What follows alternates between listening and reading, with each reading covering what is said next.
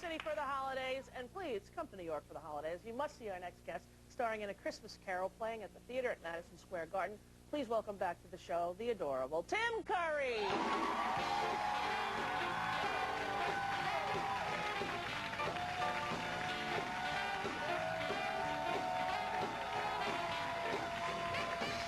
What I'll be thinking.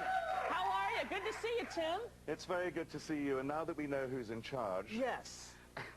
You are the boss of the me. show. I'm the boss that would of the be you. show. I'm glad I brought an apple for the teacher, which is one of our sponsors, Mont Blanc, have brought out a Dickens pen. Oh, excellent. And it's a little present for you. That's beautiful. Will you sign it? We'll put it up on eBay for charity. We will indeed do that. Thank you so much. And Dickens, because you're in A Christmas Carol. Yes. Now, you haven't done this role before, have you? I haven't done this role before, and actually Mike Ockrent, who directed and co-wrote it, adapted it, I did a tour, American tour of Me and My Girl for it. He asked me to do it when he first did it. And it was so soon after doing a year in a musical on the road. Which is tiring. I was 140 pounds by the end of it. And, yeah. I said, I don't think I can do another one so soon. No. I was 140 pounds in 8th grade. Well, I have to say it's the only time I've ever been 140 pounds. Because, you know, 8 shows a week, it's very grueling. You're physically doing aerobics and this one is 14 shows a week. 14. 14. My Lord, it's like being in Vegas. 2 every day, and Wednesday, Thursday, Friday, 4 on Saturday, 3 on Sunday. No kidding. And Monday, I'm sort of like a beached whale. You just collapse somewhere, right? Yeah. And the kids love it, though, and it's a wonderful show to bring a whole family to. The parents, of course, know the classic story, and there's a way to introduce it to your children. Well, also, I mean, it has sort of elements of Christmas pantomime, which is a sort of long tradition in England. And Mike very much designed it in the hope that it would be the first theatre experience for children. Right. So it's a really sort of magical thing. They come in through a Victorian village, into a Victorian London in the theatre at Madison Square Garden. It snows, we throw candy to them. I mean, and kids just go nuts. Have they been calling stuff up to you? Have they, you know, hey, Mr. Scrooge? They actually don't, and what's really interesting to me is, and it's a tribute to the power of the story, is that they really get so involved in the story that they're quiet as mice. I mean, until encouraged not to be. Exactly. And then they are properly vocal. Right. But it is a really powerful story, and you know, it's a story that we, particularly in New York, could use right now. Yes, I agree.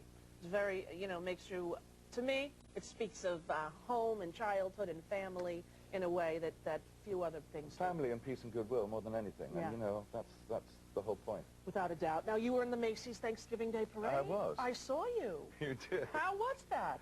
Well, do you know, I did it about 20 years ago when the movie of Annie came out. Yes. And I think, you know, I was considerably younger and more cynical then. This year, it was a really kind of remarkable experience. It's sort of odd because you get up at the crack of dawn. It's the breakfast show, you know. I mean, exactly. I was on the float by 8, I think.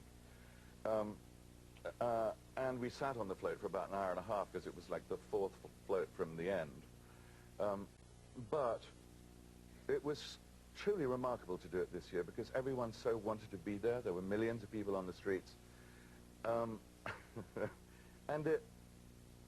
the policemen and the fire heroes and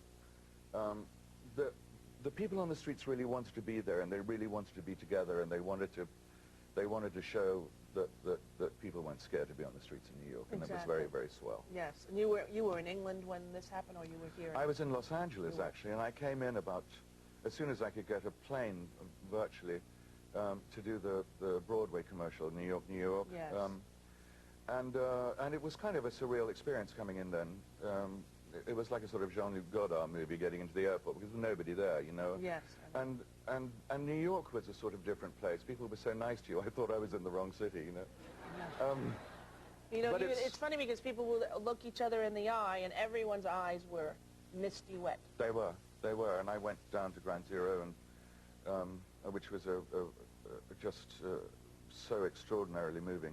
A great friend of mine was on one of the planes who hit the Trade Center, and actually her husband brought her son into rehearsals of Christmas Carol. And it's been a remarkable time to be in New York, and that New York is back so much. It's so extraordinary the way the city has recovered, and to be doing this play now is a really wonderful experience. And you were kind enough to bring tickets for the entire audience. I did. Everyone in the audience gets to go with a guest to see A Christmas Carol with Mr. Tim Curry.